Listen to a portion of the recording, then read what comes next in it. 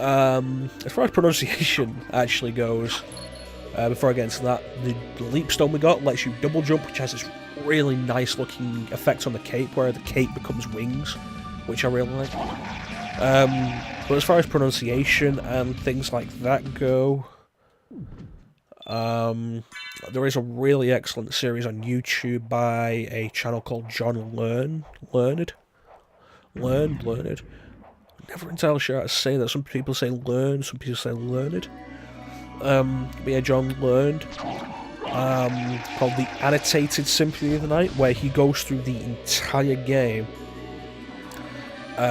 looking at the characters, the enemies, the architectural design, the names, a lot of really interesting stuff, and finding where from history they are actually referenced.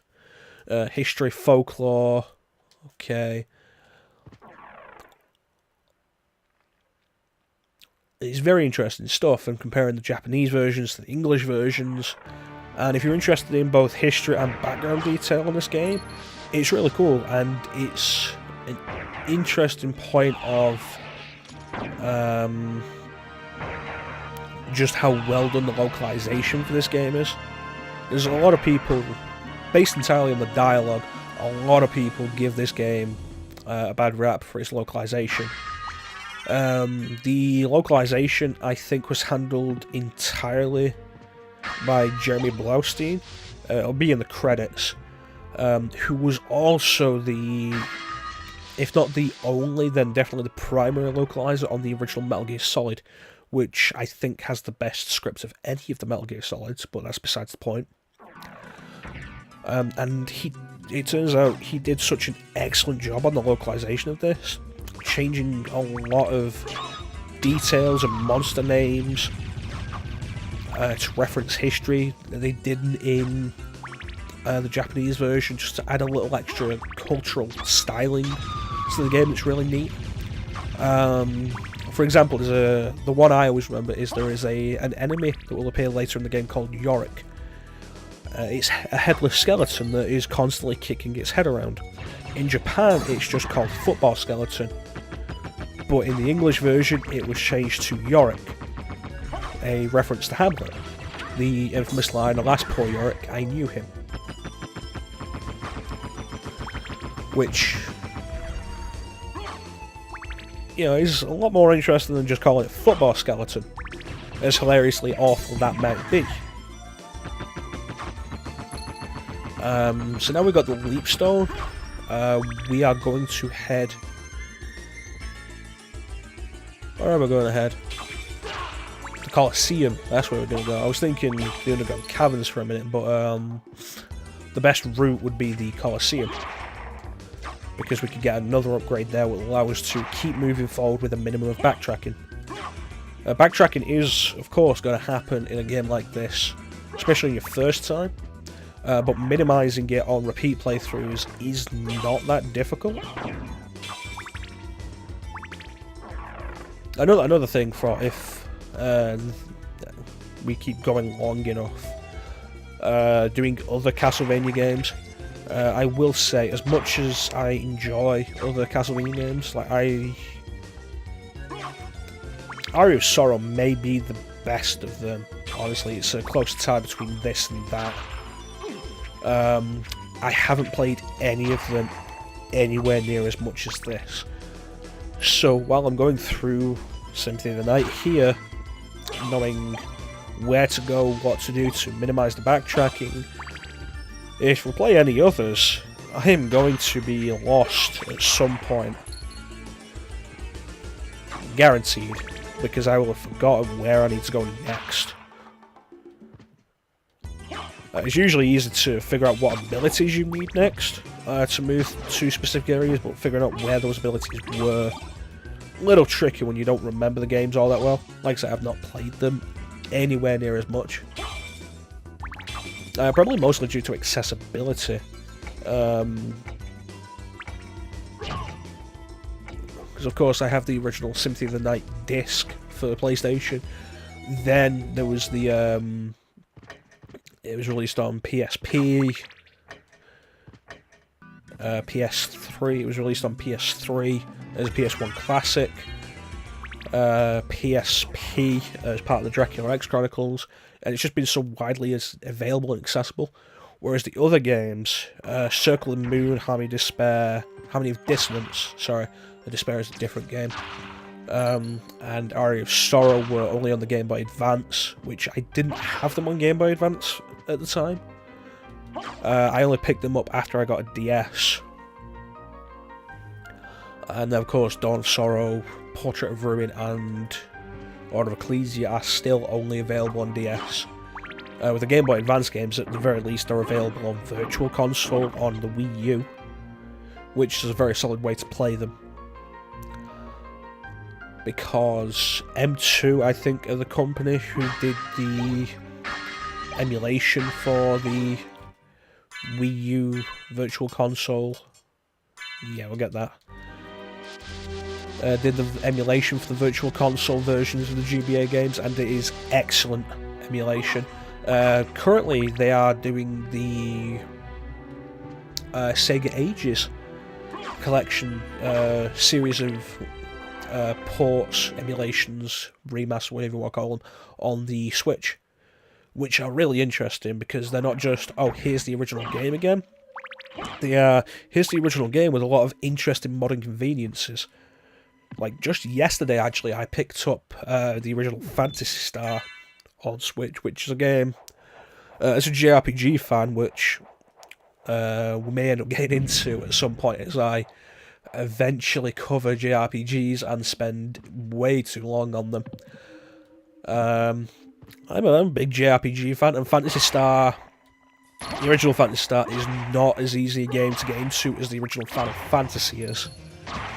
Not that the original Final Fantasy is easy to get into, it's just the remakes of the original Final Fantasy are easy to get into. Like, you go back and you try to play Final Fantasy on the NES without having grown up with it, and that game is not something you want to do. There's Behemoth in the background there from Rondo of Blood. This enemy here, the Paranthropus, on repeat playthroughs is the enemy that will drop the Ring of Vada, which is the most broken accessory in the game, and if it drops this early, the game's done. Like, it boosts all of your stats by a considerable amount. But yeah, like, the original Final Fantasy on the NES is not something you want to go back to unless you are a diehard fan of the series, or if you grew up with it. You are better off with any other version. A lot of them have modern conveniences. All of them have a better translation and are far less buggy. But yeah, the original Phantasy Star is like, this is a game I would love to play, but it is a JRPG from like the late 80s. That is a game you have to sit down and devote time to, and it has its first-person maze sections, and it's like, let me just pull out my graph paper, and then there's the Sega Ages version, which has so many good additions to it, like an auto map feature, which, I knew that was going to happen. So, I'm low on health. Let me try and, there we go. And I still got hit.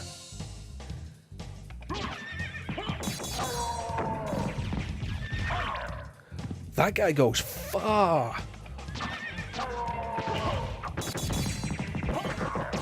There we go.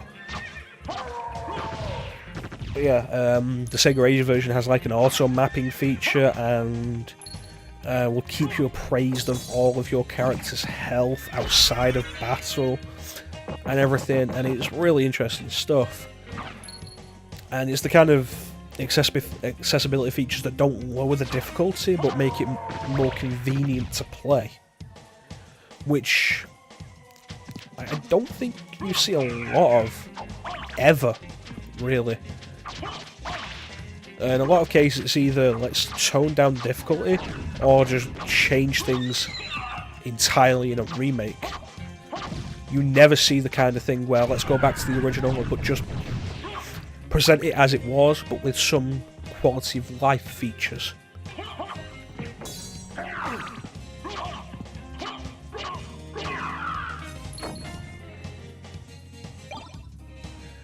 And I think it's really cool. There's the... because there is, at the moment as I say this...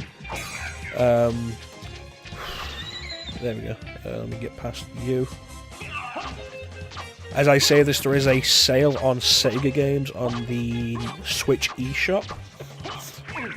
I need you to die. I'm running low on health. So I picked up the Sega Ages version of Phantasy Star. I also grabbed the Sega Ages version of Sonic the Hedgehog, which I was mostly against until I looked into it. It turns out it's not just, oh, here's another way to play the original Sonic the Hedgehog, because there are so many ways to play the original Sonic the Hedgehog now.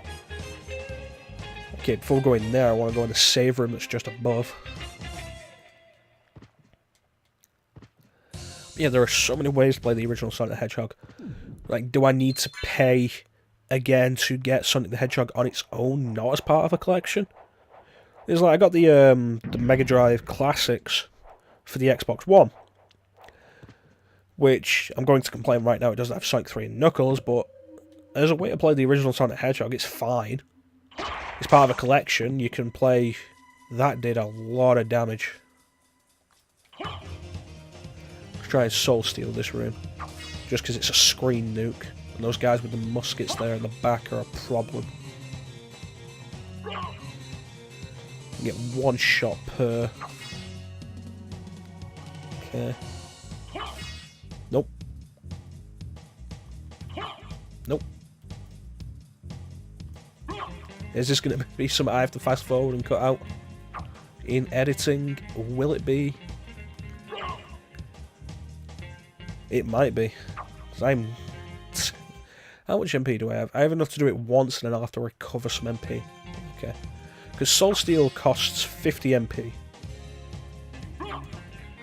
Okay, just so you guys know, here is Soul Steel. It appears in the spell list because I've pulled it off.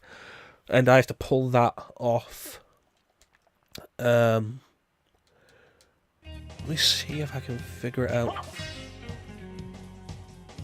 Because I'm doing something wrong here.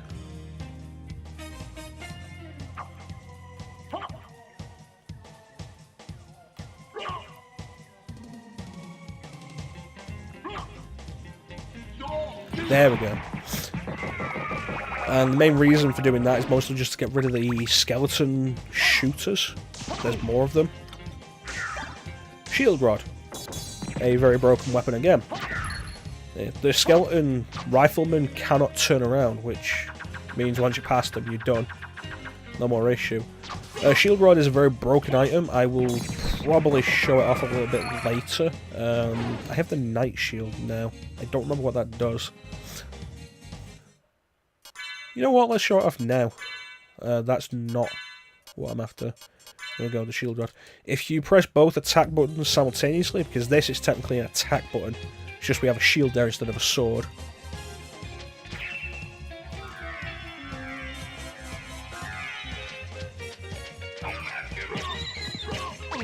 Oh, I do more damage. Nice. That is so slow as an attack. But every shield has a different effect with it. Up until the Alucard shield, which is the shield we started with that was mugged. That we were... Death mugged from us. That breaks the game. That is another game breaker.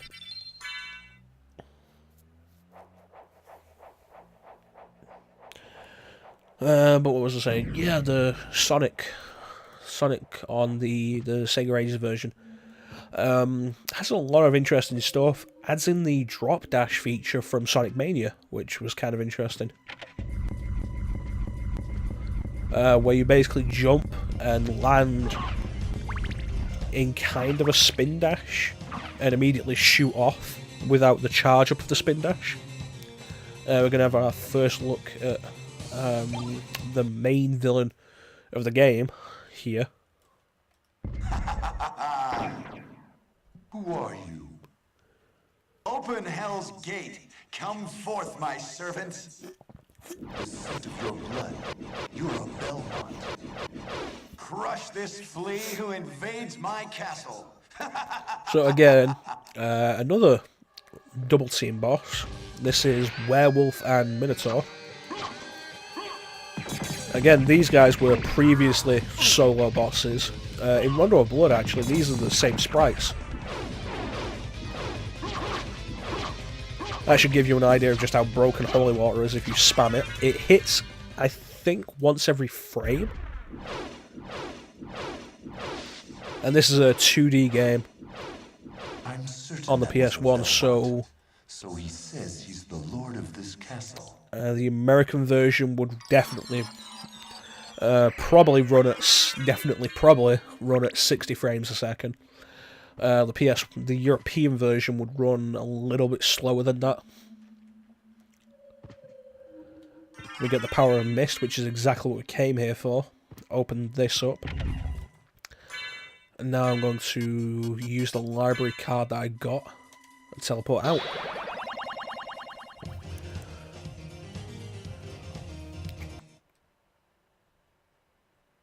I've completely forgotten what I was saying again. I need to stop doing that. Werewolf and Minotaur solo bosses in Rondo of Blood using the exact same sprites here. Slugger and Gaimon also actually used the same sprites as they did in Super Castlevania 4. Something that the series kind of became a little infamous for amongst fans. The way sprites would just be constantly reused. Like, a lot of sprites in this game do directly come from Rondo of Blood.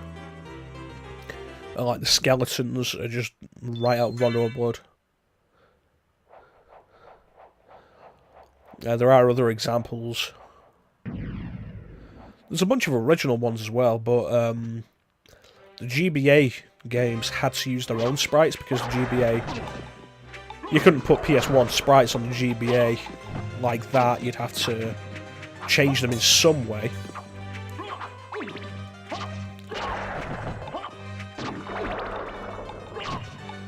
So that was I played the GBA Castlevania games after I played the DS trilogy, so that was something that was actually really interesting to me.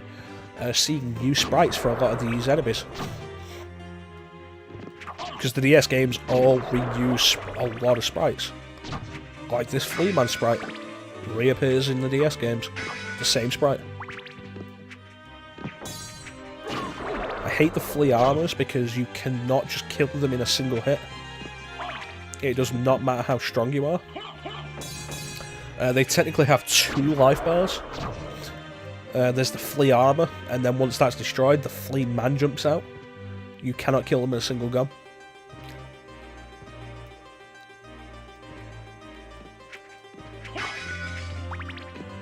Okay, if this guy cooperates, I can get up there without having to go all the way to the left. That was my phone. I should have turned the... There we go, I did it. Should have turned the internet off. Somebody has messaged me on Facebook. The stone mask, which is the first piece of headgear we've found in the game.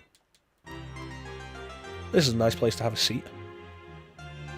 But let's go.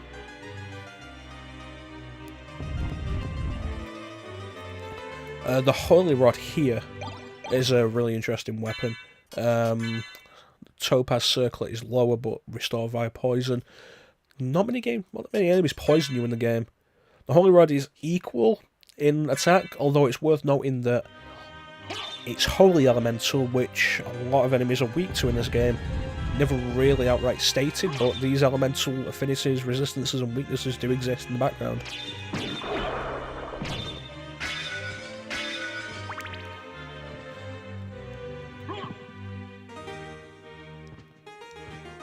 This musical piece that's playing right now is called Lost Painting. It's a very enjoyable track. I did, at one point, for quite a while, have the opening bars of it playing as my message tone on my phone. This is a lesser demon. Interesting tidbit.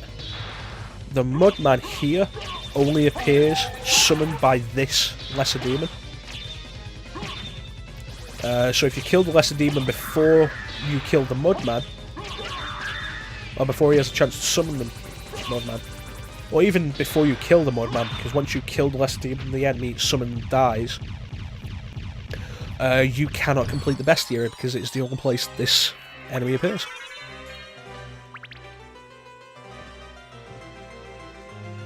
Is this Lost? This isn't Lost Painting, no, I'm thinking of another track.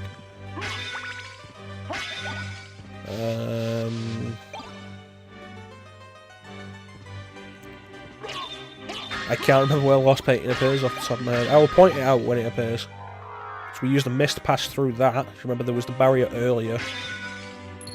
And we get the form of bat. It's called the soul of bat, I'm calling it the form of bat. Because I was wrong, but I will not admit it. The soul of bat actually has one of the fastest ways to get around for this period. This is the wing smash. The doppelganger did perform it earlier. The Sega Saturn version of this game, the wing smash doesn't time out.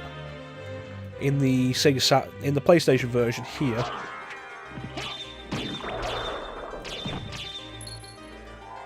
we do the wing smash, and it times out, and we're gone. But in the Sega Saturn version, it will go until you hit a wall or you run out of magic. It's one of the few improvements the Saturn version has because it makes getting around a lot easier.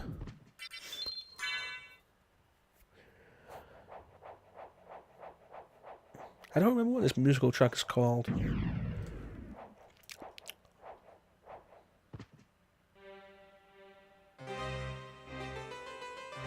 I feel like it has harpsichord in the name though. But yeah, with a form of bat we can... I'm going to keep calling it form of bat and occasionally calling it soul of bat just to irritate myself. We can get up here and get our first familiar. The fairy familiar. A little speedrunning trick is to get up there before you get the form of bat. By successfully wolf jumping off a book, and when you summon a familiar for the first time, it speaks. Your word is my command. Speedrunning trick is to get in here using the wolf jump, which is if you transform into the wolf in midair, you can then jump kick. Normally, you're not supposed to be able to jump kick until you get the double jump, and then you can do the jump kick after the first jump. But the wolf allows you to transform into the wolf in midair and then jump kick out of it. You can use it to get around a bunch of stuff, like you could go through the Colosseum first. If we take a look at the map, the Colosseum leads to the upper part of the Royal Chapel. You can go through there first, get the Fallen Mist, then grab the Leap Stone. You don't have to backtrack as much, although the Colosseum is meant for later in the game, so you might have some trouble dealing with some of the enemies there.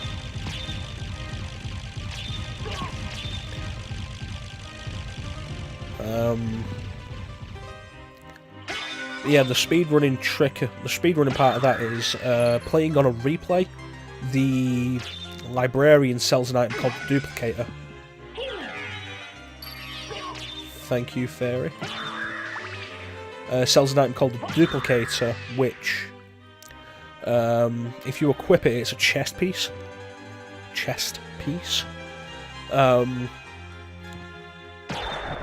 Effectively, if we take a look in our inventory, and I don't mess that up, any of these one-use items, like the green tea, the cheese, the potion, or one-use weapons, like the neutron bomb, they become infinite use as long as it's equipped. And these items are designed to be used once. The one-use weapon items, one-use attack items, are designed to be used once and then be gone, which means they are, in a lot of cases, much more powerful than standard weapons. The outer wall here, having the fog effect, there is actually 3 states the outer wall can be in, which I find really interesting. There's the clear, which we've seen before. There's this fog effect, which I really like, and it can also be raining outside.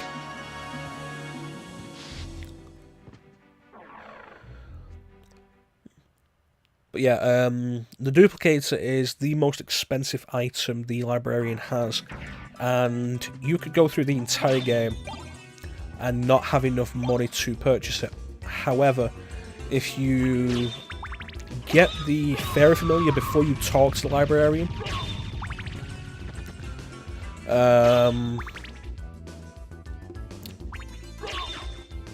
what you do is you stand outside the librarian's room. You equip a ring. If we head into the menu here, we have rings. All of these rings are vendor trash, basically. They exist only to be sold. You equip one. You make sure you only have one of that kind of ring in your inventory. You equip it.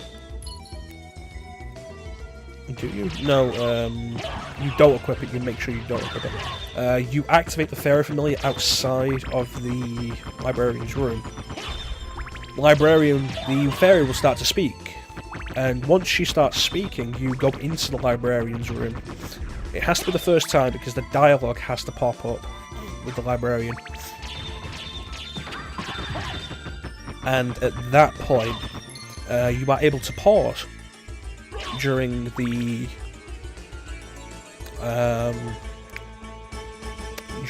menu, the shop menu, which you can then use to go into the selling menu. You can look at the rings you can sell.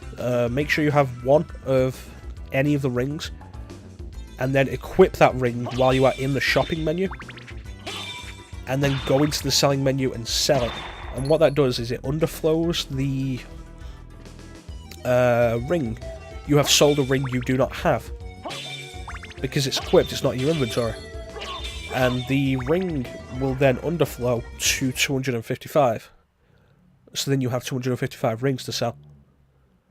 And you can use that to gain as much money as you want until you can afford everything you want, including the duplicator, which you can then use to spam one-use items and weapons, which